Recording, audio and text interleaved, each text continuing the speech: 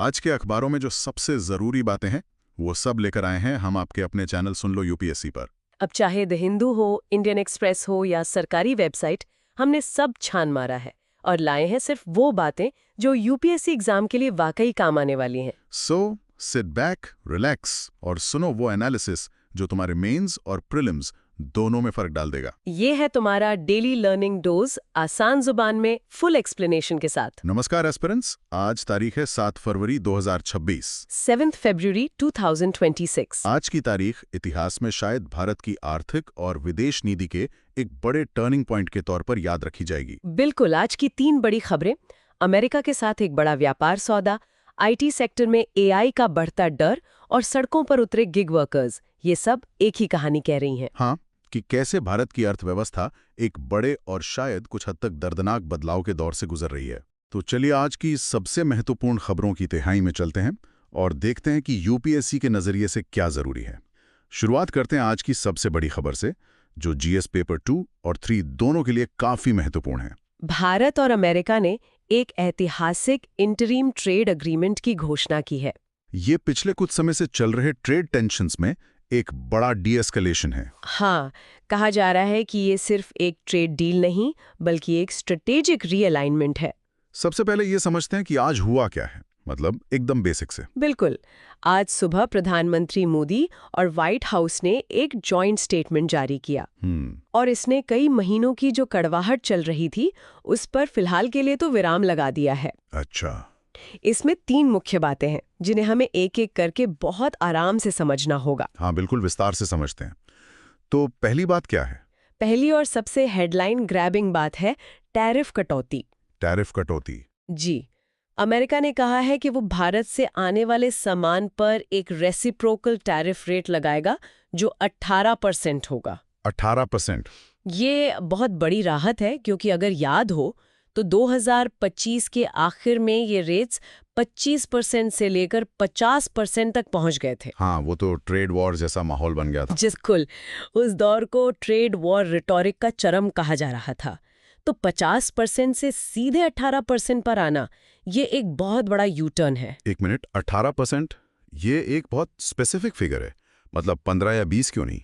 क्या इस 18% के पीछे कोई खास वजह है? ये एक बहुत अच्छा सवाल है। देखिए, ये 18% का आंकड़ा दरअसल एक नेगोशिएटेड फिगर है। अच्छा। ये दिखाता है कि दोनों देशों ने अपनी अपनी मांगों से थोड़ा पीछे हटकर एक बीच का रास्ता निकाला है।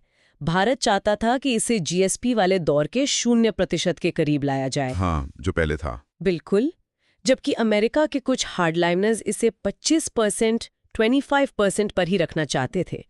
तो 18% एक तरह का पॉलिटिकल कॉम्प्रोमाइज है। समझ गया। अब इस डील का दूसरा हिस्सा समझते हैं, जो भारत की तरफ से है। यानी बदले में भारत क्या दे रहा है, क्योंकि ये तो वन वे नहीं हो सकता। बिल्कुल, ट्रेड डील्स हमेशा लेन देन पर आधारित होती हैं। तो दूसरा पॉइंट है भारत के वादे। बदले में भारत ने भी यूएस के कई इंडस्ट्रियल गुड्स और, जो ज्यादा संवेदनशील मुद्दा है, कुछ खास एग्रीकल्चर प्रोडक्ट्स पर टैरिफ्स हटाने या कम करने का वादा किया है। अच्छा, और ये लिस्ट पब्लिक है कि किन किन चीजों पर टैरिफ कम होगा? ये लिस्ट अभी पूरी तरह पब्लिक नहीं हुई है, लेकिन इसमें कुछ ऐसी चीजें हैं जिनका असर सीधे हमारे किसानों पर पड़ सकता है, जिस पर हम आगे बात करेंगे। ठीक है। और तीसरा पॉइंट आपने कहा था 3 मुख्य बातें हैं। हाँ, और तीसरा पॉइंट शायद सबसे ज्यादा स्ट्रेटेजिक और लॉन्ग टर्म इम्प्लीकेशंस वाला है। ओके। वो है खरीद प्रतिबद्धता। भारत ने अगले 5 सालों में, यानी 2021-2031 तक अमेरिका से $500 बिलियन का सामान खरीदने की मंशा जताई है। $500 बिलियन? ये तो बहुत बड़ा अमाउंट है। पर आपने मंशा शब्द इस्तेमाल किया। हाँ, और यहाँ मंशा या इंटेंशन शब्द बहुत जरूरी है, क्योंकि ये एक लीगली बाइंडिंग कमिटमेंट नहीं है। ये एक वादा है, एक इरादा है। अच्छा, तो ये बाध्यकारी नहीं है? नहीं, इस खरीद में मुख्य रूप से एनर्जी यानी एलएनजी और तेल, कमर्शियल एयरक्राफ्ट्स जैसे बोइंग के विमान और हाईटेक डिफेंस टेक्नोलॉजी शामिल है। $500 बिलियन, ये तो भारत के कुल सालाना बजट का भी एक बहुत बड़ा हिस्सा है। ये तो बहुत बड़े डेवलपमेंट्स हैं। बिल्कुल। अब यूपीएससी एस्पिरेंट्स के लिए इसे सिलेबस से कैसे जोड़कर देखें? ये कहाँ-कहाँ फिट होता है? ये सीधा सीधा सिलेबस के कई हिस्सों से जुड़ता है। जीएस पेपर 2 इंटरनेशनल रिलेशंस में ये bilateral, regional and global groupings and agreements involving India and or affecting India's interests, और effect of policies and politics of developed and developing countries on India's interests के तहत आता है। ये एक classic case study है। और जीएस पेपर 3 में? वहीं जीएस पेपर 3 इकोनॉमी में ये Indian economy and issues relating to planning, mobilization of resources, growth, development and employment, effects of liberalization on the economy, changes in industrial policy and their effects on industrial growth, और सबसे जरूरी agriculture से जुड़ता है। और prelims के लिए क्या कुछ खास टर्म्स है जिन पर ध्यान देना चाहिए? बिल्कुल, प्रीलिम्स के लिए कुछ स्पेसिफिक टर्म्स बहुत जरूरी हो जाते हैं, जैसे डीडीजीज क्या है, सॉगम क्या है, टैरिफ रेट कोटाज यानी टीआरक्यू क्या होते हैं। रेसिप्रोकल टैरिफ का मतलब क्या है? और सबसे बड़ा सवाल, एक इंटरिम एग्रीमेंट और एक फ्री ट्रेड एग्रीमेंट एफटीए के बीच का कानूनी फर्क क्या होता है? ये सब पोटेंशियल क्वेश्चंस हैं। चलिए थोड़ा बैकग्राउंड समझते हैं। ये नौबत आई ही क्यों थी? इन ट्रेड टेंशन्स की जड़ क्या थी? देखिए, इसके पीछे 2025 के आखिर में बिगड़े ट्रेड रिलेशंस हैं। हाँ, अमेरिका ने अपने एक कानून रेसिप्रोकल टैरिफ एक्ट का इस्तेमाल करते हुए भारत पर ज्यादा टैरिफ्स लगाए थे। अच्छा, तो ये अमेरिका की तरफ से शुरू हुआ था? हाँ, एक तरह से। इसके पीछे अमेरिका ने 2 मुख्य वजह बताई थी। पहली कि भारत की नीतियां प्रोटेक्शनिस्ट हैं। मतलब हम अपने बाजार को बचा रहे हैं? जी, यानी हम अपने घरेलू बाजार को बचाने के लिए बाहर के सामान पर ज्यादा टैक्स लगाते हैं, जिससे अमेरिकी कंपनियों को नुकसान होता है। और दूसरी वजह? और दूसरी वजह ज्यादा जियोपॉलिटिकल थी कि भारत रूस से भारी मात्रा में कच्चा तेल खरीदकर वेस्टर्न सैंक्शंस को कमजोर कर रहा है। अच्छा, तो रशिया वाला एंगल भी था इसमें? बिल्कुल। तो ये इंटरिम फ्रेमवर्क एक तरह का स्ट्रेटेजिक डिटॉन्ट या आप कह सकते हैं तनाव कम करने की कोशिश है, जहां दोनों देशों ने अपने अपने कदम पीछे खींचे हैं। लेकिन क्या इस तरह के इंटरिम अग्रीमेंट्स अंतर्राष्ट्रीय कानूनों के तहत जायज हैं? मतलब क्या वर्ल्ड ट्रेड ऑर्गेनाइजेशन इसकी इजाजत देता है? हाँ, देता है। वर्ल्ड ट्रेड ऑर्गेनाइजेशन WTO का जो फाउंडेशनल टेक्स्ट है, the general agreement on tariffs and trade, GATT, उसका आर्टिकल 24 इसकी इजाजत देता है। ये कहता है कि सदस्य देश एक इंटरिम अग्रीमेंट कर सकते हैं जो एक फ्री ट्रेड अग्रीमेंट, FTA या कस्टम्स यूनियन बनाने की दिशा में एक कदम हो। अच्छा, तो ये एक तरह से फाइनल FTA से पहले का स्टेप है? बिल्कुल, लेकिन इसमें एक शर्त है। शर्त यह है कि ये समझौता एक रीजनेबल लेंथ ऑफ टाइम में, जिसका मतलब आमतौर पर 10 साल से ज्यादा नहीं होता, एक पूरे FTA में बदलना चाहिए। तो ये एक टेस्टिंग फेज जैसा है? आप कह सकते हैं, ये एक तरह से FTA की तरफ पहला कदम है। और GSP का क्या मामला था जिसका जिक्र बार बार आता है? इस 18% 18% के रेट से उसका क्या लेना देना है? GSP यानी जनरलाइज्ड सिस्टम ऑफ प्रेफरेंसेस। ये अमेरिका का एक प्रोग्राम था जिसके तहत वो भारत जैसे विकासशील देशों के हजारों प्रोडक्ट्स को बिना किसी ड्यूटी के अपने बाजार में आने देता था। मतलब जीरो ड्यूटी? हाँ, ये एक तरफा फायदा था जो अमेरिका हमें देता था, लेकिन 2019 में अमेरिका ने भारत से ये दर्जा छीन लिया। हाँ, ये बहुत बड़ी खबर थी उस समय। जी, इससे भारत के एक्सपोर्टर्स, खासकर textiles, leather, James and jewellery जैसे सेक्टर्स को भारी नुकसान हुआ, क्योंकि उन्हें अब ड्यूटी देनी पड़ रही थी, जबकि हमारे कॉम्पिटिटर्स जैसे वियतनाम और बांग्लादेश को ये फायदा मिलता रहता था। तो एक तरह से हमारा सामान महंगा हो गया था। बिल्कुल। तो ये 18% का नया रेट उस GSP के 0% वाले फायदे की तो बराबरी नहीं करता, लेकिन 50% वाले ट्रेड वॉर के माहौल से कहीं बेहतर है। ये हमारे एक्सपोर्टर्स को एक लेवल प्लेइंग फील्ड देता है। ठीक है, अब कुछ जरूरी कॉन्सेप्ट्स को और आसान भाषा में समझते हैं। जब आप रेसिप्रोकल टैरिफ कहती हैं, तो क्या इसका मतलब सीधा साधा जैसे को तैसा है? हाँ, आपने एकदम सही समझा। इसका शाब्दिक अर्थ ही यही है, पारस्परिक शुल्क। मतलब अगर तुम हम पे 50% टैक्स लगाओगे तो हम भी तुम पर 50% लगाएंगे? बिल्कुल। मान लीजिए भारत अमेरिकी मोटरसाइकिलों पर 50% टैरिफ लगाता है, तो रेसिप्रोकल टैरिफ एक्ट के तहत अमेरिकी राष्ट्रपति को ये अधिकार है कि वो भी भारत से आने वाली किसी चीज, मान लीजिए कारों पर 50% टैरिफ लगा दे। अच्छा, तो ये दबाव बनाने की एक तकनीक है? जी, इसका मकसद सामने वाले देश पर दबाव बनाना होता है कि वो अपने टैरिफ कम करे। अमेरिका ने इसी का इस्तेमाल भारत पर दबाव बनाने के लिए किया था। DDGs का पूरा नाम है dried distillers grains. Dried distillers grains. हाँ, इसे हम जानवरों का प्रोटीन शेक समझ सकते हैं। अच्छा। जब मक्के से एथेनॉल बनाया जाता है तो जो को प्रोडक्ट या बाय प्रोडक्ट बचता है उसे सुखाकर DDGs बनाया जाता है। इसमें प्रोटीन बहुत ज्यादा होता है और इसे जानवरों के चारे, खासकर पोल्ट्री फीड यानी मुर्गियों के दाने के तौर पर इस्तेमाल किया जाता है। ओके, तो ये पोल्ट्री इंडस्ट्री के लिए है। बिल्कुल, और अमेरिका इसमें ग्लोबल लीडर है क्योंकि वहाँ कॉर्न एथेनॉल इंडस्ट्री बहुत बड़ी है। भारत में इसके आयात पर टैरिफ कम करने का मतलब है कि हमारी पोल्ट्री इंडस्ट्री को सस्ता चारा मिलेगा। ठीक है, तो प्रीलिम्स के नज़रिए से कौन-कौन सी कमोडिटीज याद रखनी है जो इस समझौते का हिस्सा हैं? एक लिस्ट बना सकते हैं? हाँ, ये लिस्ट जरूरी है। जिन पर भारत ने टैरिफ कम किया है वो है रेड सोरगम, लाल ज्वार, जो DDGs की तरह ही पशु आहार में काम आता है। फिर है ट्री नट्स, जिसमें मुख्य रूप से बादाम और अखरोट आते हैं। बादाम और अखरोट। Apples, blueberries, soybean oil, wine, spirits और इथेनॉल। ये तो वो सारी चीजें हैं जिनके लिए अमेरिकी लॉबी काफी समय से दबाव बना रही थी। बिल्कुल, आपने सही पकड़ा। और किन सेक्टर्स को बचाया गया है, ये भी उतना ही जरूरी होगा। जी बिल्कुल, सरकार का कहना है कि कुछ सेक्रेड काउज है जिन्हें छुआ नहीं गया है। अच्छा। इनमें wheat, rice, dairy products, poultry और मीट शामिल है।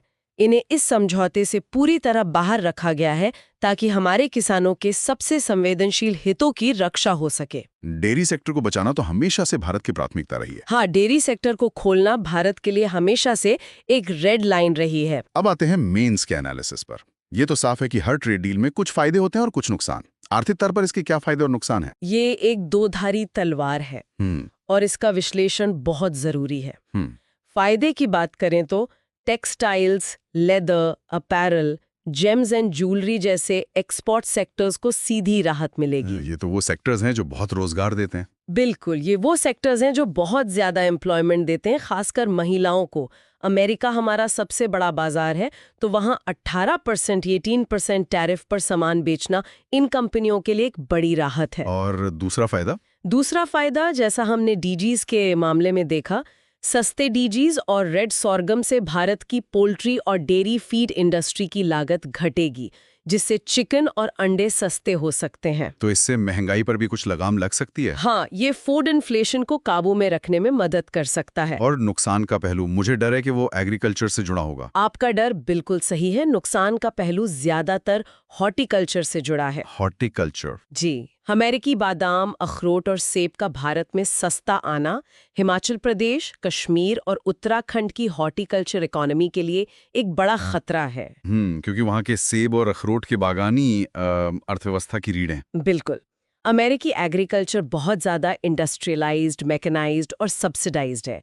वहाँ के किसान बड़े पैमाने पर उत्पादन करते हैं, जिससे उनकी लागत बहुत कम होती है। तो वो कीमत में आसानी से कम्पीट कर सकते हैं। हाँ, और इससे हमारे यहाँ के छोटे किसानों को भारी नुकसान हो सकता है। ये एक पॉलिटिकल मुद्दा भी बन सकता है। ये तो आर्थिक पहलू हुआ। इसका जियो पॉलिटिकल एंगल क्या है? ये $500 बिलियन की खरीदारी का क्या मतलब है? क्या ये सिर्फ एक कमर्शियल डील है या इसके पीछे कोई बड़ा स्ट्रैटेजिक मैसेज है? ये सिर्फ कमर्शियल डील नहीं है, ये एक बहुत बड़ा स्ट्रेटेजिक मैसेज है। अच्छा। $500 बिलियन की खरीद खासकर एनर्जी और डिफेंस में एक बड़ा स्ट्रेटेजिक पिवट है। स्ट्रेटेजिक पिवट मतलब एक बड़ा बदलाव। जी, ये दिखाता है कि भारत अपनी एनर्जी बास्केट को डी रिस्क कर रहा है और धीरे धीरे रूसी तेल पर अपनी निर्भरता कम कर रहा है, जो अमेरिका के साथ तनाव की एक बड़ी वजह थी। अच्छा, तो ये रशिया को भी एक मैसेज है? बिल्कुल, ये अमेरिका की फ्रेंड शोरिंग या एली शोरिंग पॉलिसी के साथ अलाइन करता है। फ्रेंड शोरिंग ये क्या है? फ्रेंड शोरिंग का मतलब है कि अमेरिका अब चीन और रूस जैसे देशों पर अपनी सप्लाई चेन की निर्भरता कम करके अपनी दोस्त और भरोसेमंद देशों जैसे भारत को अपनी सप्लाई चेन का हिस्सा बना रहा है। समझ गया। तो असल में ये सौदा एक तरह का स्ट्रेटेजिक कॉम्प्रोमाइज है। हमने अपने किसानों के, खासकर हॉर्टिकल्चर फार्मर्स के हितों को दांव पर लगाकर अमेरिका के साथ भू राजनीतिक तनाव कम करने और अपने IT और दूसरे सेक्टर्स के लिए बाजार सुरक्षित रखने का विकल्प चुना है। जाहिर है इस समझौते की कुछ आलोचना भी हो रही होगी। हाँ, जोरदार आलोचना हो रही है। विपक्ष का मुख्य आरोप ये है कि ये एक नेगोशिएटेड सेटलमेंट नहीं, बल्कि वॉशिंगटन का ऑर्डर है, जिसे भारत ने दबाव में आकर मान लिया। उनका कहना है कि इससे भारत की सॉवरेन डिसीजन मेकिंग यानी अपनी नीतियां खुद बनाने की आजादी पर सवाल उठते हैं। और वो $500 बिलियन वाली बात पर भी सवाल उठ रहे होंगे। जी, दूसरा बड़ा सवाल $500 बिलियन की खरीद की इंटेंशन पर है। ये कितनी बाइंडिंग है, इसका पर क्लैरिटी नहीं है। हाँ, ये तो आपने भी बताया था। अगर भारत ये खरीद नहीं कर पाया तो क्या स्नैपबैक टैरिफ्स लगेंगे, यानी क्या अमेरिका फिर से टैरिफ बढ़ा देगा? ये कुछ ऐसे सवाल हैं जो अभी भी बने हुए हैं। तो इस स्थिति में आगे का रास्ता क्या होना चाहिए? What is the way forward for India? 3 कदम तुरंत उठाने जरूरी हैं। पहला, सेफगार्ड मैकेनिज्म्स को मजबूत करना। Safeguard mechanism? जी, आयात होने वाले एग्रीकल्चरल प्रोडक्ट्स पर कड़े फाइटोसैनिटरी चेक्स लगाने होंगे, ये देखने के लिए कि उनके साथ कोई बीमारी या कीड़े तो नहीं आ रहे हैं। क्या ये WTO के नियमों के तहत जायज है? हाँ, ये बिल्कुल जायज है और ये एक लेजिटिमेट नॉन टैरिफ बैरियर का काम भी कर सकते हैं। ठीक है। दूसरा कदम? दूसरा, फार्मर सपोर्ट। जम्मू कश्मीर और हिमाचल के सेब और अखरोट किसानों के लिए एक कॉम्प्रहेंसिव मॉडर्नाइजेशन पैकेज लाना होगा, जिसमें कोल्ड चेन्स, फूड प्रोसेसिंग और हाई डेंसिटी प्लांटेशन पर फोकस हो, ताकि वो अमेरिकी इंपोर्ट्स का मुकाबला कर सकें। और तीसरा? और तीसरा, एक मॉनिटरिंग मैकेनिज्म बनाना होगा, एक हाई पावर्ड टास्क फोर्स जो सेंसिटिव आइटम्स के इंपोर्ट वॉल्यूम पर रियल टाइम नजर रखे, ताकि जैसे ही आयात बढ़े। बिल्कुल, ताकि जैसे ही आयात एक तय सीमा से ज्यादा हो, WTO नियमों के तहत सेफगार्ड ड्यूटीज लगाई जा सकें। एक बहुत ही व्यापक विश्लेषण था। ट्रेड डील्स में हम भविष्य की बात कर रहे हैं, लेकिन एक और मामला सुप्रीम कोर्ट में है जो हमारे अतीत से जुड़ा है और हमारे डिजिटल भविष्य को भी प्रभावित करेगा। बिल्कुल। क्या हमें भूल जाने का हक होना चाहिए? अब आते हैं पॉलिटी सेक्शन पे, जो GS पेपर 2 और 4 एथिक्स दोनों के लिए एक बहुत ही महत्वपूर्ण मुद्दा है। Supreme Court right to be forgotten यानी भूल जाने के अधिकार की पड़ताल कर रहा है।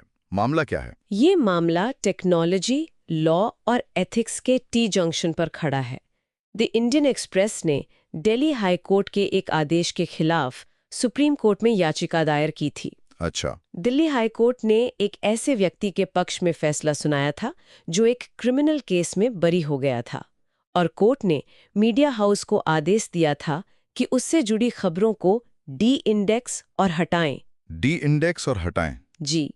आज सुप्रीम कोर्ट में जस्टिस BV नागरत्ना और जस्टिस उज्ज्वल भुइया की बेंच ने उस HC ऑर्डर के ऑपरेशन पर रोक लगा दी। रोक लगा दी?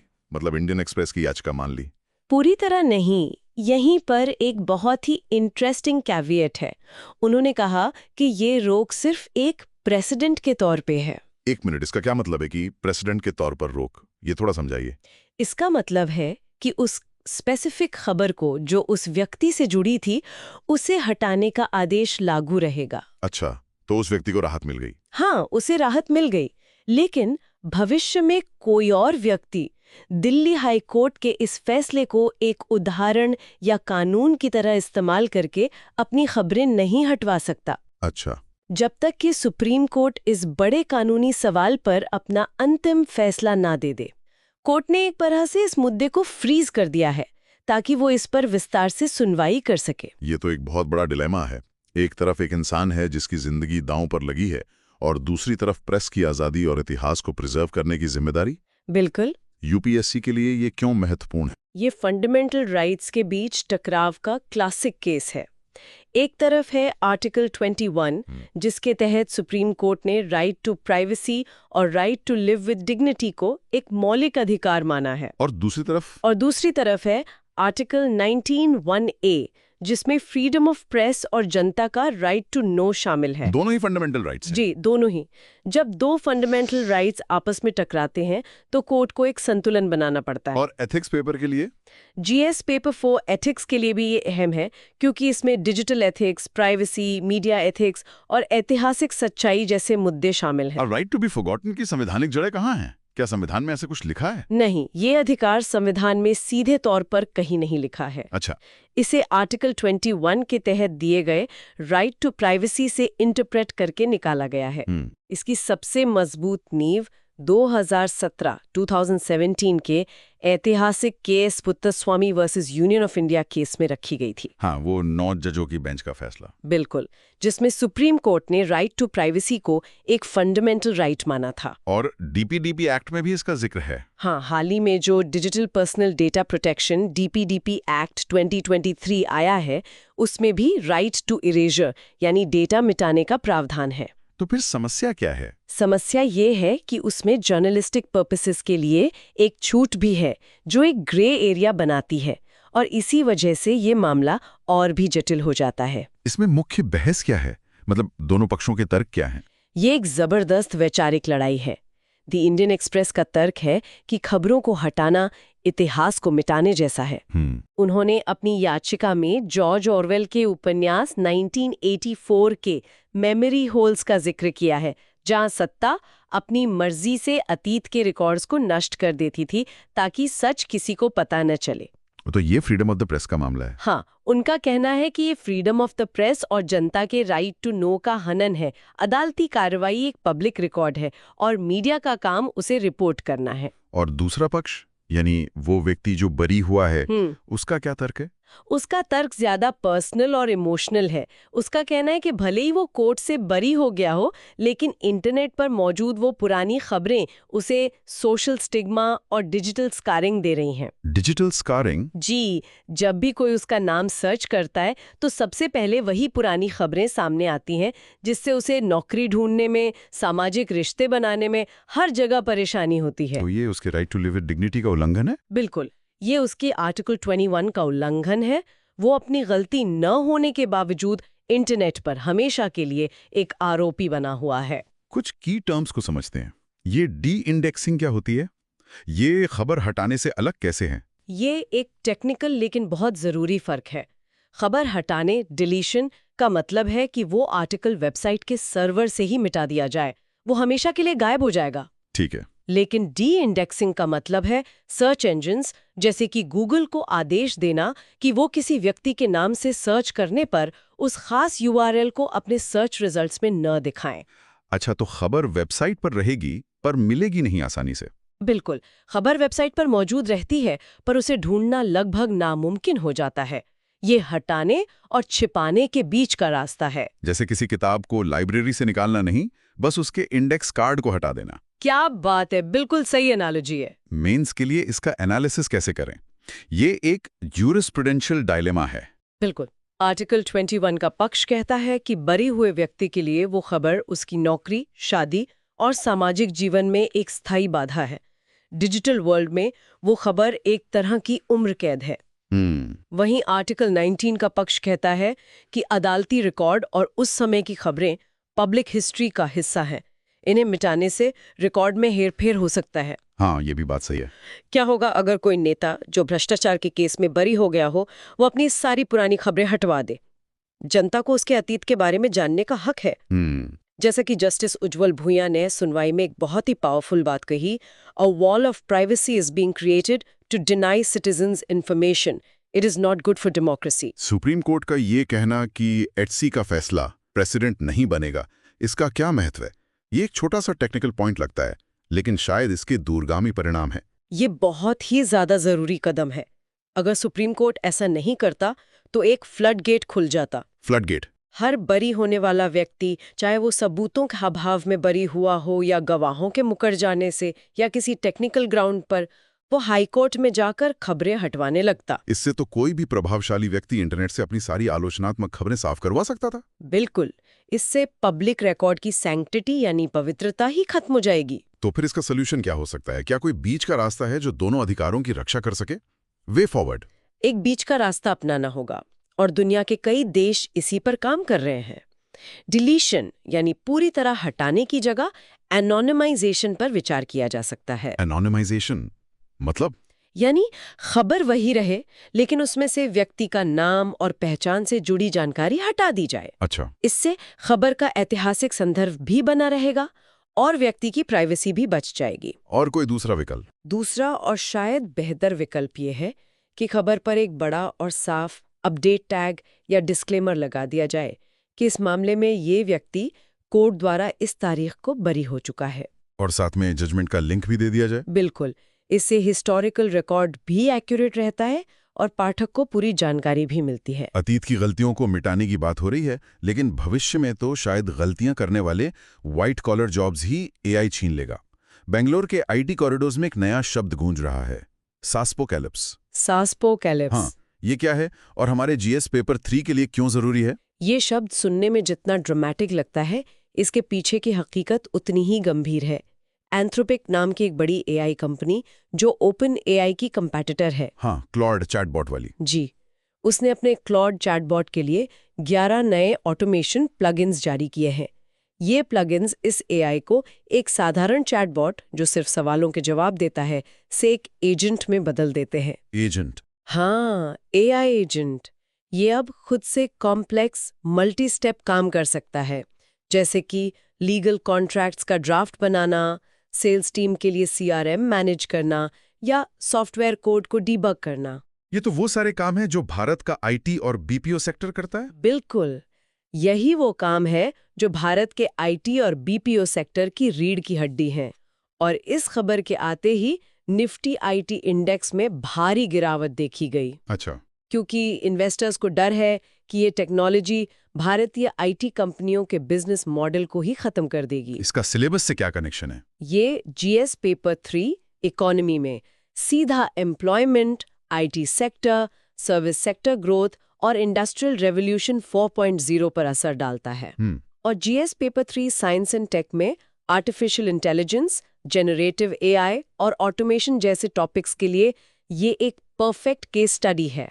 ये तो सुनने में ही डरावना है। मतलब जिस आईटी सेक्टर ने भारत के मिडिल क्लास को बनाया, उसकी बुनियाद ही हिल रही है। हाँ, भारतीय आईटी मॉडल पर इसका क्या असर पड़ेगा? बिल्कुल। भारत का आईटी मॉडल पिछले 30 सालों से एक ही सिद्धांत पर बना था, लेबर आर्बिट्राज। लेबर आर्बिट्राज मतलब सस्ती लेबर? बिल्कुल। इसका सीधा सा मतलब है कि अमेरिका में एक सॉफ्टवेयर इंजीनियर को काम पर रखने में जितना खर्च आता है, भारत में उससे बहुत कम खर्च आता है। हमारी कंपनियां इसी कॉस्ट डिफरेंस का फायदा उठाकर ग्लोबल प्रोजेक्ट्स लेती थीं। लेकिन अब एआई एजेंट्स वही एंट्री लेवल काम जैसे कोडिंग, टेस्टिंग, कस्टमर सपोर्ट ज्यादा तेजी से 24/7, 24/7 और बहुत सस्ते में कर सकते हैं। तो पूरा बिजनेस मॉडल ही खतरे में आ गया। जी, द इंडियन एक्सप्रेस के एक एडिटोरियल का शीर्षक था, Anthropic has sent a message to Bengaluru.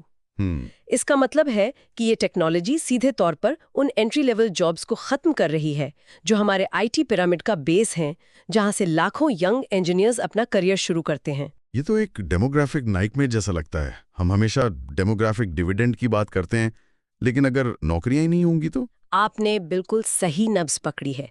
ये डेमोग्राफिक डिविडेंड को डेमोग्राफिक लाइबिलिटी में बदलने का खतरा है। कैसे? भारत में हर साल लगभग 4.5 मिलियन यानी 1.5 मिलियन इंजीनियर्स ग्रेजुएट होते हैं। अगर एंट्री लेवल जॉब्स ही ऑटोमेशन का शिकार हो जाएंगी तो ये लाखों युवा कहाँ जाएंगे? सही बात है। ये जॉबलेस ग्रोथ का एक बहुत ही खतरनाक रूप है, जहां देश की जीडीपी तो एआई की वजह से बढ़ेगी, लेकिन अच्छी व्हाइट कॉलर नौकरियां पैदा नहीं होंगी। तो अब भारतीय आईटी कंपनियों को क्या करना होगा? एडैप्ट और पेरिश वाली स्थिति है क्या? बिल्कुल, ये उनके लिए एक एग्जिस्टेंशियल क्राइसिस है। उन्हें अपना 30 साल पुराना बिजनेस मॉडल पूरी तरह बदलना होगा। 3 बड़े कदम उठाने होंगे। क्या है वो 3 कदम? पहला, वैल्यू चेन में ऊपर जाना। अब काम करने के बजाय एआई को मैनेज और ऑर्केस्ट्रेट करने, स्ट्रैटेजी और मैनेजमेंट पर फोकस करना होगा। मतलब अब सिर्फ कोड नहीं लिखना, बल्कि एआई से काम करवाना सीखना होगा। बिल्कुल। कंपनियों को अब मैन आवर्स के हिसाब से बिल करने की जगह आउटकम्स या रिजल्ट्स के लिए बिल करना होगा। उन्हें प्रॉब्लम सॉल्वर्स बनना होगा, ना कि सिर्फ कोड राइटर्स। ठीक है। और दूसरा कदम? दूसरा, सॉवरेन एआई पर फोकस करना। सिर्फ अमेरिकी एआई टूल्स को रीसेल करने की जगह भारत को अपने सॉवरेन एआई मॉडल्स बनाने होंगे। सॉवरेन एआई, इसका क्या मतलब है? ये ऐसे एआई एजेंट्स होंगे जो भारत के स्पेसिफिक कॉन्टेक्स्ट को समझते हो। जैसे एक ऐसा एआई एजेंट जो भारतीय जीएसटी कानून का एक्सपर्ट हो, या एक ऐसा एआई जो भारत की वर्नैक्युलर भाषाओं में लीगल एडवाइस दे सके। इसमें बहुत बड़ा अपॉर्चुनिटी है। ये तो बहुत अच्छा आइडिया है। और तीसरा? तीसरा है स्किलिंग की चुनौती, और ये सबसे बड़ी चुनौती है। अब सिर्फ जावा या पाइथन जानना काफी नहीं होगा। हमारे इंजीनियरिंग कॉलेजेस और ट्रेनिंग इंस्टीट्यूट्स को अपना करिकुलम बदलना होगा। कब क्या सिखाना होगा? अब AI orchestration, system architecture, prompt engineering और AI एथिक्स जैसे स्किल्स सिखाने होंगे। हमें AI यूजर्स नहीं, AI बिल्डर्स और AI मैनेजर्स बनाने होंगे। इसका लॉन्ग टर्म असर क्या हो सकता है भारत की ग्रोथ स्टोरी पर? भारत को अपने सर्विसेज लेड ग्रोथ मॉडल पर फिर से विचार करना पड़ सकता है। हो सकता है कि हमें मैन्युफैक्चरिंग जैसे कि PLI स्कीम्स के जरिए को फिर से जॉब क्रिएशन के लिए प्राथमिकता देनी पड़े। अच्छा। साथ ही जब व्हाइट कॉलर जॉब्स भी ऑटोमेशन से सुरक्षित नहीं हैं, तो यूनिवर्सल बेसिक इनकम UBI जैसी सोशल सेफ्टी नेट्स पर भी एक गंभीर राष्ट्रीय बहस शुरू हो सकती है। ये एक फंडामेंटल शिफ्ट है। एक तरफ टेक्नोलॉजी हमारे व्हाइट कॉलर जॉब्स को खतरे में डाल रही है, तो दूसरी तरफ एक पुराना जैविक खतरा हमारे पोल्ट्री सेक्टर पर मंडरा रहा है। H5N1 की पुष्टि हुई है और पूरे राज्य में अलर्ट जारी कर दिया गया है। मामला क्या है? चेन्नई में पिछले कुछ दिनों में 1500 से ज्यादा कौवों की रहस्यमयी मौत हुई। 1500 कौवे? जी, जब इनके सैंपल्स भोपाल के ICR national institute of high security animal diseases यानी NIHSAD लैब में भेजे गए, तो वहां H5N1 वायरस की पुष्टि हुई। H5N1 ये कोई साधारण बर्ड फ्लू नहीं है, ये highly pathogenic avian influenza HPAI है, जिसका मतलब है कि पक्षियों में बहुत तेजी से फैलता है और उनकी मृत्यु दर बहुत ज्यादा होती है। अच्छा। इसके बाद सरकार ने तुरंत पूरे राज्य में डिजीज सर्वेलेंस प्रोटोकॉल्स एक्टिवेट कर दिए हैं ताकि ये वायरस कमर्शियल पोल्ट्री फार्म्स या इंसानों में ना फैले। H5N1 वायरस के बारे में कुछ और बताइए। ये इंसानों के लिए कितना खतरनाक है? ये इन्फ्लुएंजा A वायरस का एक सब टाइप है। पक्षियों के लिए ये बहुत घातक है। और इंसानों के लिए? इंसानों में इसका संक्रमण अभी बहुत रेयर है और ये आमतौर पर संक्रमित पक्षियों के बहुत करीब संपर्क में आने से ही होता है। ह्यूमन टू ह्यूमन ट्रांसमिशन अभी तक साबित नहीं हुआ है। तो फिर चिंता की क्या बात है? चिंता की बात यह है कि अगर ये इंसानों में फैलता है तो वर्ल्ड हेल्थ ऑर्गेनाइजेशन के अनुसार मोर्टेलिटी रेट लगभग 50%, 50% तक हो सकता है। 50%? जी, और सबसे बड़ी चिंता ये है कि हाल के दिनों में ये वायरस दुनिया भर में स्तनधारियों जैसे कि सील्स, मिंक्स और हाल ही में अमेरिका में डेयरी कैटल में फैल रहा है, जिससे इसके इंसानों के अनुकूल अडैप्ट होने का खतरा बढ़ गया है। इसमें वन हेल्थ कॉन्सेप्ट का क्या रोल है जिसका जिक्र अक्सर ऐसी बीमारियों के संदर्भ में होता है? ये घटना वन हेल्थ कॉन्सेप्ट को परफेक्टली वैलिडेट करती है। वन हेल्थ का सिद्धांत कहता है कि इंसानों का स्वस्थ, जानवरों का स्वस्थ और हमारे पर्यावरण का स्वस्थ, ये तीनों आपस में अटूट रूप से जुड़े हुए हैं। तीनों एक दूसरे पर निर्भर हैं? बिल्कुल, आप एक को दूसरे से अलग करके नहीं देख सकते। शहरी इलाकों में कौवों का इस तरह से मरना एक सेंटिनल इवेंट है। Sentinel event? सेंटिनल का मतलब होता है पहरेदार। ये कौवे हमें चेतावनी दे रहे हैं कि पर्यावरण में वायरस का लोड बहुत ज्यादा है और अगला नंबर पोल्ट्री फार्म्स या इंसानों का हो सकता है। इसका आर्थिक प्रभाव क्या हो सकता है? इसका आर्थिक प्रभाव बहुत विनाशकारी हो सकता है।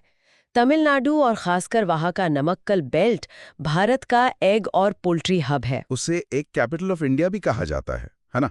जी, अगर ये बीमारी कमर्शियल फार्म्स में फैल गई तो सरकार की पॉलिसी के तहत लाखों मुर्गियों को मारना पड़ेगा, जिसे कलिंग कहते हैं, ताकि बीमारी को फैलने से रोका जा सके। तो इससे तो किसानों को भारी नुकसान होगा। भारी आर्थिक नुकसान होगा। चिकन और अंडे की कीमतें आसमान छू सकती हैं और भारत के पोल्ट्री एक्सपोर्ट्स पर भी कई देश बैन लगा देंगे। ये पूरी ग्रामीण अर्थव्यवस्था को तबाह कर सकता है। इस घटना का शहरी सफाई से क्या कनेक्शन है? कौवों का मरना और स्वच्छ भारत अभियान, क्या इनमें कोई लिंक है? बिल्कुल, एक सीधा लिंक है। शहरों में कौवों की ज्यादा आबादी का सीधा संबंध हमारे खराब वेस्ट मैनेजमेंट से है। अच्छा, कैसे? खुले में पड़े कचरे के ढेर कौवों और दूसरे आवारा जानवरों के लिए भोजन का स्रोत बनते हैं, जिससे उनकी आबादी अनियंत्रित रूप से बढ़ती है। जब आबादी ज्यादा होती है तो कोई भी वायरस उनमें बहुत तेजी से फैलता है। तो मतलब साफ सफाई सिर्फ सुंदरता के लिए नहीं, बीमारियों को रोकने के लिए भी जरूरी है। बिल्कुल, ये स्वच्छ भारत और पब्लिक हेल्थ के बीच का एक सीधा लिंक है। साफ सफाई ज़ूनोटिक डिजीजेस को रोकने के लिए भी जरूरी है। तो आगे क्या कदम उठाए जाने चाहिए? सबसे पहले सर्वेलेंस को मल्टी प्रोंग्ड बनाना होगा। सिर्फ पोल्ट्री फार्म्स पर ही नहीं, बल्कि जंगली पक्षियों, खासकर माइग्रेटरी बर्ड्स की मौत पर भी नजर रखनी होगी, क्योंकि अक्सर वही वायरस के कैरियर होते हैं। ठीक है। और दूसरा, IEC कैंपेन्स चलाने होंगे, यानी information, education and communication campaigns, ताकि आम लोग जागरूक हों और मरे हुए पक्षियों को न छुएं और कोई भी असामान्य घटना तुरंत रिपोर्ट करें। और तीसरा बायोसिक्योरिटी को मजबूत करना होगा। खासकर बैकयार्ड पोल्ट्री या छोटे स्तर पर घरों में मुर्गी पालन होता है, वो जंगली पक्षियों और कमर्शियल फार्म्स के बीच एक इंटरफेस का काम करती है। वहां बायोसिक्योरिटी के नॉर्म्स को सख्ती से लागू करना होगा। अब बात करते हैं एक और संघर्ष की जो सड़कों पर दिख रहा है। ये सोशल जस्टिस जीएस पेपर 2 और इकोनॉमी जीएस पेपर 3 से जुड़ा एक बड़ा मुद्दा है। ओला, उबर, स्विगी, जोमैटो जैसी कंपनियों के ड्राइवर्स और डिलीवरी पार्टनर्स ने आज ऑल इंडिया ब्रेकडाउन नाम से एक राष्ट्रव्यापी हड़ताल की। इनकी मांगे क्या है? ये हड़ताल TGPWU, Telangana gig and platform workers union, और IF8, Indian federation of app based transport workers जैसे यूनियंस ने आयोजित की है। इनकी शिकायतें कई सालों से चली आ रही हैं, लेकिन अब पानी सर से ऊपर जा चुका है। इनकी 3 मुख्य शिकायतें हैं: घटती कमाई, मनमाने और नॉन ट्रांसपेरेंट फेयर स्ट्रक्चर्स, और सोशल सिक्योरिटी की पूरी तरह से कमी। तो इनकी सबसे बड़ी मांग क्या है? उनकी सबसे बड़ी और तत्काल मांग ये है कि सरकार एक मिनिमम बेस फेयर तय करे ताकि उन्हें एक लिविंग वेज यानी एक सम्मानजनक आय मिल सके जो उनके फ्यूल, व्हीकल मेंटेनेंस और EMI के खर्चे को कवर कर सके। गिग वर्कर्स के साथ कानूनी समस्या क्या है? उन्हें पारंपरिक मजदूरों वाले अधिकार क्यों नहीं मिलते? ये इस पूरे मुद्दे का क्रक्स है। कानूनी तौर पर ये कंपनियां इन वर्कर्स को एम्प्लॉय नहीं मानती, बल्कि पार्टनर कहती हैं। पार्टनर? जी। इस एक शब्द के हेरफेर से ये वर्कर्स इंडस्ट्रियल डिस्प्यूट्स एक्ट 1947, 1947 के जैसे पारंपरिक श्रम कानूनों के दायरे से बाहर हो जाते हैं। तो एम्प्लॉय न होने की वजह से उन्हें कोई अधिकार नहीं मिलते? बिल्कुल। उन्हें minimum wage, social security, PF, insurance या काम के तय घंटे जैसे कोई अधिकार नहीं मिलते। लेकिन सरकार ने तो कोड ऑन सोशल सिक्योरिटी में इन्हें मान्यता दी थी। हाँ, कोड ऑन सोशल सिक्योरिटी 2020 में इन्हें गिग वर्कर के तौर पर मान्यता तो दी गई है, लेकिन वो कोड अभी तक पूरी तरह से लागू नहीं हुआ है और उसके नियम भी अभी तक फाइनलाइज नहीं हुए हैं। इसमें एल्गोरिथमिक मैनेजमेंट का क्या रोल है जिसकी बात ये वर्कर्स बार-बार करते हैं? ये वर्कर्स एक एल्गोरिथमिक केज में फंसे हैं। उनका बॉस कोई इंसान नहीं, बल्कि ऐप का एल्गोरिथम है। अच्छा। यही एल्गोरिथम तय करता है कि उन्हें कितना काम मिलेगा, उस काम के कितने पैसे मिलेंगे, उनका इंसेंटिव क्या होगा और कोई शिकायत होने पर कब उन्हें प्लेटफॉर्म से टेम्परेरी या परमानेंटली ब्लॉक किया जाएगा। और इसमें कोई ट्रांसपेरेंसी नहीं होती होगी? बिल्कुल नहीं, कोई ट्रांसपेरेंसी नहीं होती और कोई ह्यूमन सुपरवाइजर नहीं होता जिससे वे बात कर सकें या अपील कर सकें। ये एक तरह की डिजिटल डिक्टेटरशिप है। तो इसका समाधान क्या है? इसके लिए एक मल्टी प्रॉन्ग्ड अप्रोच चाहिए। सबसे पहले ट्राइपार्टाइट बोर्ड्स का गठन। Tripartite boards? राजस्थान ने हाल ही में कानून पास किया है, उसी मॉडल पर बाकी राज्यों में भी वेलफेयर बोर्ड्स बनाए जाएं, जिसमें सरकार, प्लेटफॉर्म कंपनियों और वर्कर्स के प्रतिनिधि शामिल हों और ये मिलकर फेयर और दूसरी शर्तें तय करें। ठीक है। और दूसरा, डेटा ट्रांसपेरेंसी। जिन एल्गोरिदम से पैसे और काम तय होते हैं, उनका इंडिपेंडेंट ऑडिट होना चाहिए ताकि ये पता चल सके कि वो निष्पक्ष है या नहीं। और कानूनी तौर पर? कानूनी तौर पर केंद्र सरकार को कोड ऑन सोशल सिक्योरिटी को जल्द से जल्द पूरी तरह से लागू करना चाहिए और उसके तहत एक सोशल सिक्योरिटी फंड बनाना चाहिए जिसमें कंपनियां भी कंट्रीब्यूट करें। चलिए अब अंतर्राष्ट्रीय संबंधों की कुछ और खबरों पर नजर डालते हैं। प्रधानमंत्री नरेंद्र मोदी 2 दिन की यात्रा पर मलेशिया की राजधानी कुआलालंपुर पहुंचे हैं। इस यात्रा का एजेंडा क्या है? ये भारत की एक्ट ईस्ट पॉलिसी के लिहाज से एक बहुत ही महत्वपूर्ण यात्रा है। इसका मुख्य फोकस भारत और मलेशिया के बीच कॉम्प्रहेंसिव स्ट्रैटेजिक पार्टनरशिप को और गहरा करना है। किन क्षेत्रों पर फोकस है? इसमें 3 मुख्य क्षेत्र हैं। पहला है डिफेंस। मलेशिया अपनी वायुसेना को मॉडर्नाइज कर रहा है और उसने भारत के लाइट कॉम्बैट एयरक्राफ्ट LCA तेजस में गहरी दिलचस्पी दिखाई है। अच्छा, ये तो बड़ी बात है। जी, अगर ये डील होती है तो ये भारत के डिफेंस एक्सपोर्ट्स के लिए एक बड़ी जीत होगी। दूसरा क्षेत्र है सेमीकंडक्टर्स। मलेशिया चिप पैकेजिंग और टेस्टिंग का एक ग्लोबल हब है। और भारत अपना चिप इकोसिस्टम बना रहा है? बिल्कुल। तो भारत के लिए मलेशिया के साथ साझेदारी बहुत फायदेमंद हो सकती है। और तीसरा है डिजिटल पब्लिक इंफ्रास्ट्रक्चर, जहां भारत अपने यूपीआई जैसे प्लेटफॉर्म्स को मलेशिया के साथ लिंक करने पर बात कर रहा है। भारत के लिए यात्रा रणनीतिक रूप से क्यों महत्वपूर्ण है? मलेशिया की लोकेशन ही उसकी सबसे बड़ी स्ट्रेटेजिक इंपॉर्टेंस है। वो स्ट्रेट ऑफ मलक्का पर स्थित है। मलक्का जलडमरू मध्य। जी, जो दुनिया के व्यापार के लिए क्रिटिकल चोक पॉइंट है। दुनिया का एक बड़ा हिस्सा तेल, एलएनजी और सामान का व्यापार इसी संकरे समुद्री रास्ते से करता है। तो इस रास्ते की सुरक्षा बहुत जरूरी है। हाँ, इस रास्ते की सुरक्षा भारत की मैरीटाइम सिक्योरिटी और इंडो पैसिफिक स्ट्रैटेजी के लिए बहुत जरूरी है। इसलिए मलेशिया से अच्छे संबंध होना भारत के लिए नॉन नेगोशिएबल है। ये भारत की एक्ट ईस्ट पॉलिसी को भी जमीनी स्तर पर मजबूत करता है। अब सोशल जस्टिस और हिस्ट्री से जुड़ी एक महत्वपूर्ण खबर पर आते हैं। Bonded labour system abolition act 1976 को 50 साल पूरे होने वाले हैं। ये एक ऐतिहासिक कानून है, लेकिन क्या आज भी बंधुआ मजदूरी एक हकीकत है? बिल्कुल, और ये एक कड़वी हकीकत है। एक हालिया रिपोर्ट के मुताबिक बंधुआ मजदूरी खत्म नहीं हुई है, बस उसका स्वरूप बदल गया है। स्वरूप बदल गया है? कैसे? पहले ये सामंती कृषि आधारित कर्ज से जुड़ी थी, जहां पीढ़ियां एक ही जमींदार के यहाँ बिना वेतन के काम करती थीं। आज ये नियो बॉन्डेज का रूप ले चुकी है। Neo bondage? जी, ये अब ईंट भट्टों, कंस्ट्रक्शन साइट्स, कपड़ा मिलों और दूसरे इनफॉर्मल इंडस्ट्रीज में माइग्रेंट वर्कर्स को दिए जाने वाले कैश एडवांस से चलती है। अच्छा, एडवांस के जाल में फंसाकर। बिल्कुल, एक मजदूर को काम पर रखने से पहले एक छोटा सा एडवांस दिया जाता है और फिर उस एडवांस को एक जाल की तरह इस्तेमाल किया जाता है, जिसे वो मजदूर अपनी पूरी जिंदगी की कमाई से भी चुका नहीं पाता। इसका संवैधानिक और कानूनी आधार क्या है? इसका संवैधानिक आधार संविधान के आर्टिकल 23 यानी 23 में है, जो मानव तस्करी और बेगार पर पूरी तरह से रोक लगाता है। ये तो फंडामेंटल राइट है। जी, ये एक फंडामेंटल राइट है। इसी को लागू करने के लिए 1976 में ये कानून बनाया गया था। ये कानून किसी भी तरह के बॉन्डेड डेट यानी बंधवा बनाने वाले कर्ज को शून्य घोषित करता है और जिला स्तर पर डिस्ट्रिक्ट मैजिस्ट्रेट की अध्यक्षता में विजिलेंस कमिटीज बनाने का प्रावधान करता है। तो फिर समस्या कहाँ है? कानून तो 50 साल से है। समस्या, जैसा कि भारत में कई कानूनों के साथ है, इम्प्लीमेंटेशन में है।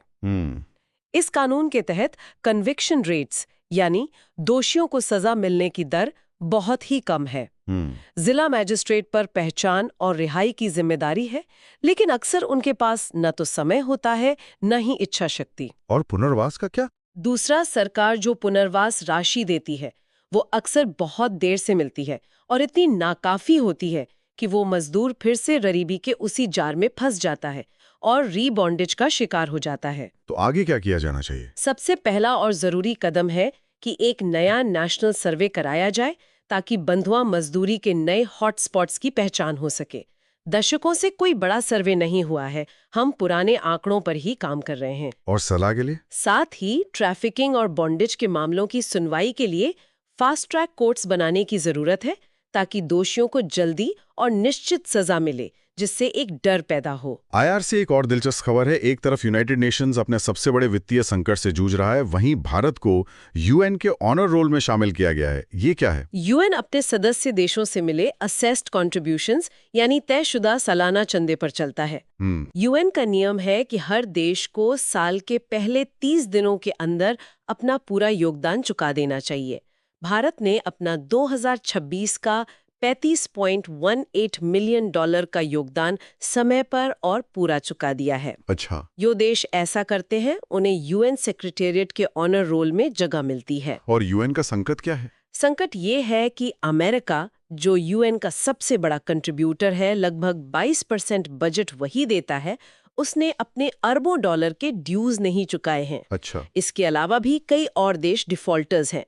इससे यूएन के पास कैश की भारी कमी हो गई है, इतनी कि पिछले साल जनरल असेंबली के प्रेसिडेंट ने चेतावनी दी थी कि शायद सेशन चलाने के लिए भी पैसे न हो।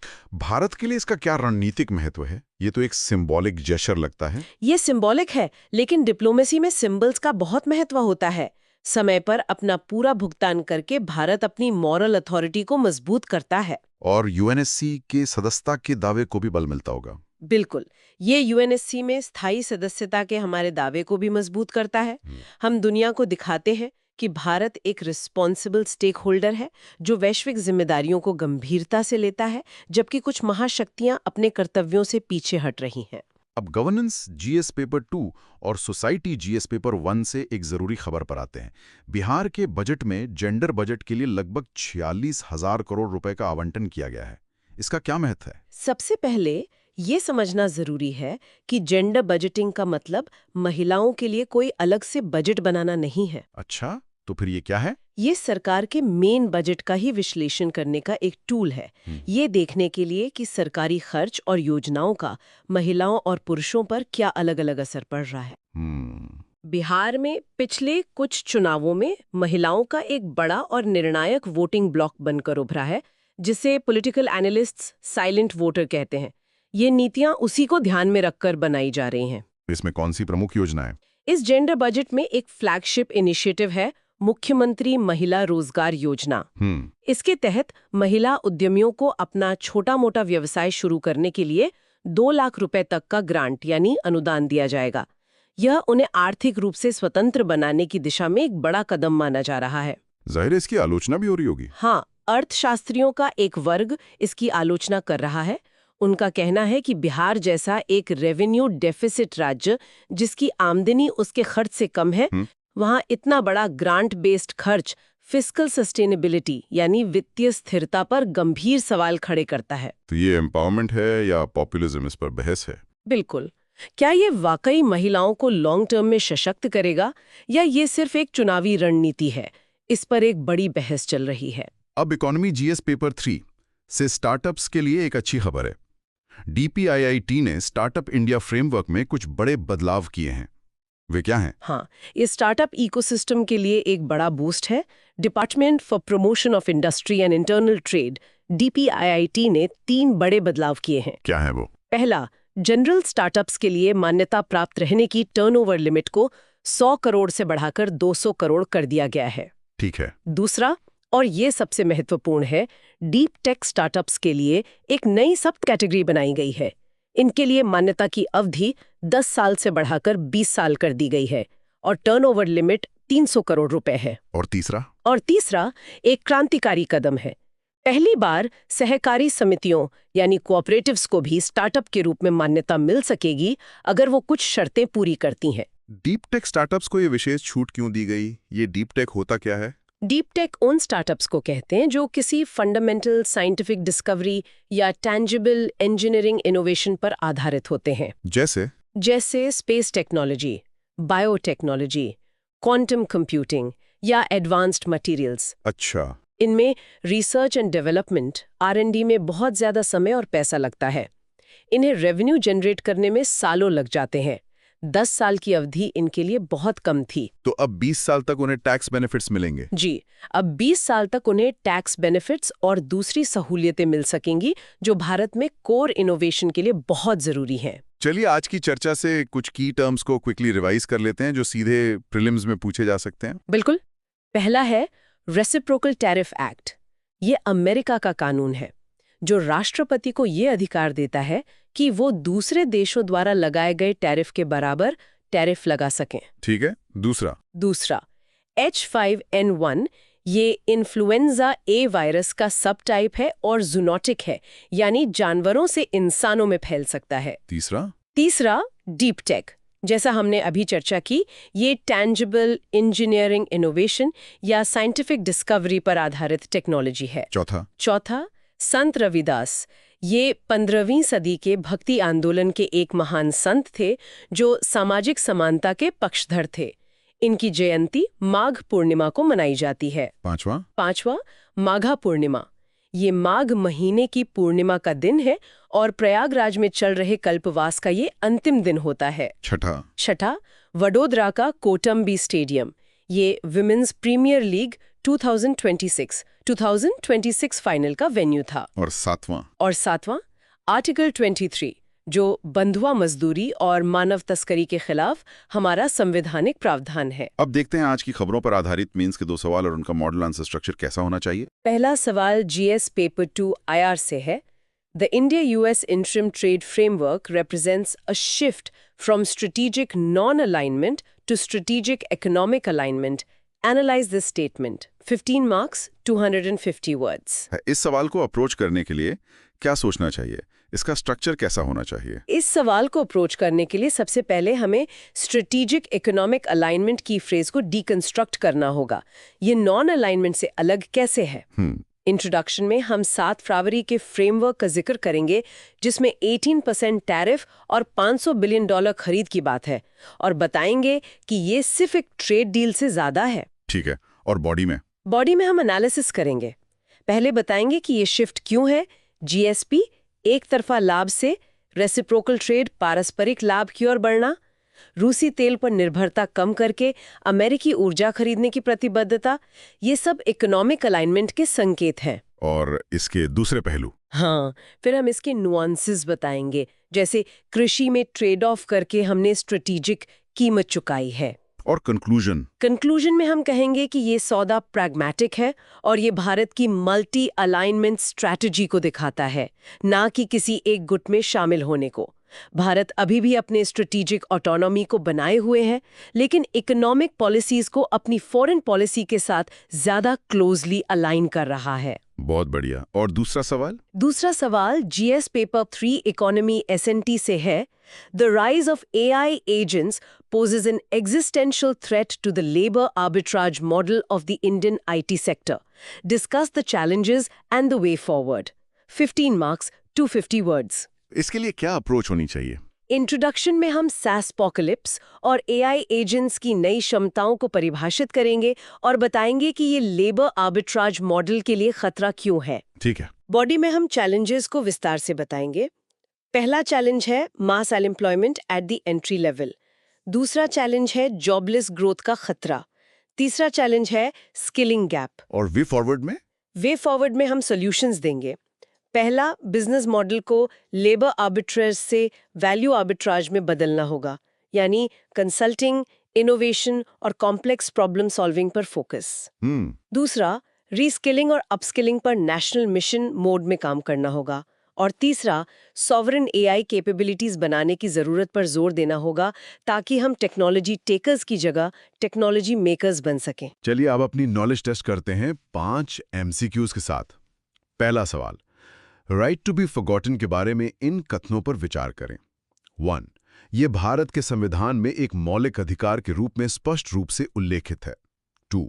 सुप्रीम कोर्ट ने केएस पुट्टास्वामी फैसले में इसे अनुच्छेद 21 से जोड़ा। 3. डिजिटल व्यक्तिगत डेटा संरक्षण अधिनियम 2023 पत्रकारों को इस अधिकार के संबंध में पूर्ण छूट एब्सोल्यूट इम्यूनिटी प्रदान करता है। कौन से कथन सही हैं?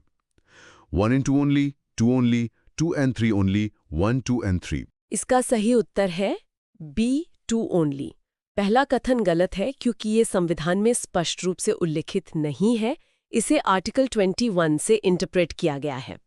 दूसरा कथन सही है, पुट्टास्वामी केस ही इसकी नींव है। और तीसरा गलत क्यों है? तीसरा कथन गलत है क्योंकि DPDP एक्ट में पत्रकारों को छूट तो है, लेकिन ये एब्सोल्यूट इम्यूनिटी यानी पूर्ण छूट नहीं है। इस पर कुछ शर्तें लागू होती हैं। यहीं पर यूपीएससी ट्रैप करता है। दूसरा सवाल, H5N1 वायरस पर। 1.